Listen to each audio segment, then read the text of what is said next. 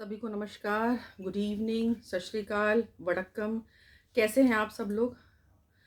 बहुत बहुत धन्यवाद ऐसे ही प्यार बरसाने के लिए। आज की कहानी एक 18 वर्षीय बच्ची की कहानी है।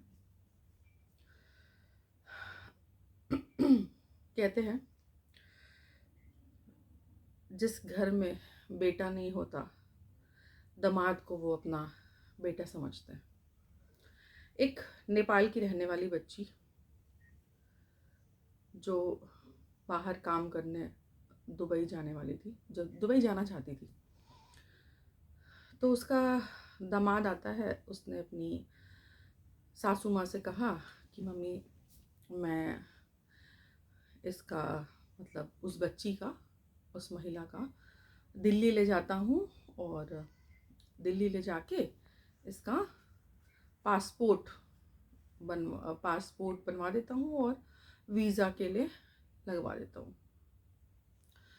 उसकी सास ने उसको कभी दामाद समझा ही नहीं। उसकी सास ने उसे हमेशा बेटा माना। उसने कहा ठीक है बेटा, ले जाओ, ले जाओ और बनवा लाओ।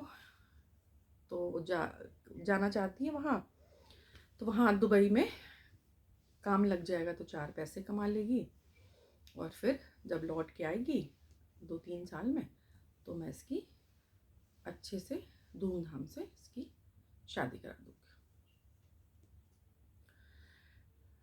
लड़की इतने ख्वाब, इतनी ख्वाहिशें बुनने लगी कि मेरा पासपोर्ट बनेगा, वीज़ा लगेगा और मैं दुबई जाऊँगी, पैसे कमाऊँगी, अपने पैर पे खड़ी होंगी, डिपेंडेंट बनूँगी, पैसे कमा के माँ की हेल्प करूँगी, है ना। माँ बेटा नहीं है तो मैं माँ का बेटा बनूँगी। बहुत सारे सपने संजो के वो अपने जीजा जी के साथ दिल्ली आ गए। दिल्ली आने के बाद 2-3 दिन जिया जी ने बहुत अच्छे से उसको रखा। लेके गए पासपोर्ट ऑफिस अप्लाई करवाने। पता नहीं उनसे किसकी उनसे क्या बात हुई, नहीं पता। उस बच्ची को उन्होंने 2 दिन बाद महज 1 लाख में उन्होंने जीवी रोड के एक कोठे पे बेच दिया।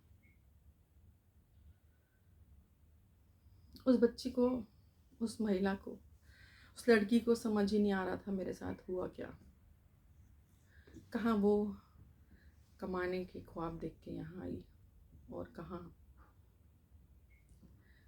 वो जीवी रोड के सबसे बदनाम गलियों के एक कमरे में बेच दी गई, जहाँ हर दिन उसके जिस्म को नोचने 10 से 15 लोग आते थे। महिला बड़ी सुंदर सी, प्यारी सी थी। देखते ही देखते 6 महीने, 1 साल गुजर गया उसको उसी कोठे पे धंधा करते हुए। रोज रात वो ख्वाब बुन के सोती कि शायद कल मुझे इस नरक से कोई आज़ादी दिला देगा, शायद मैं कल यहाँ से आज़ाद हो जाऊँगी, शायद कभी मैं अपनी माँ से मिल पाऊँगी, शायद शायद कह के उसकी ज़िंदगी के एक एक दिन बीतते गए। फिर एक दिन एक कस्टमर के रूप में उससे एक बंदा मिला कोठे पे ही, जिसको उसने अपनी सारी बातें बताई कि ऐसे ऐसे मेरे साथ मेरे जीजा ने ऐसा किया और मुझे यहाँ कोठे पे बेच दिया। मुझे नहीं पता बदले में उन्होंने कितने पैसे लिए, क्या किया, मुझे नहीं पता। मैं बस आपसे हाथ जोड़ के पैर पकड़ के बस इतनी विनती करती हूँ कि मुझे इस नरक से निकाल दो। मैं ज़िंदगी भर आपकी गुलामी करूँगी, बस मुझे यहाँ से आज़ाद कर दो। उस कस्टमर ने अपनी बुद्धि का इस्तेमाल करते हुए क्राइम ब्रांच को अपने मोबाइल से उस बच्ची की, उस महिला की फ़ोटो खींची और क्राइम ब्रांच में उन्होंने कंप्लेन करी। क्राइम ब्रांच ने रेस्क्यू किया। रेस्क्यू करके बच्ची को वहाँ से आज़ाद करके कोर्ट के द्वारा नारी निकेतन में भेजा। नारी निकेतन में उसकी मुलाकात मुझसे हुई। मैंने उससे सारी बातें पूछी। उसने अपने घर का पता वता बताया, नेपाल का।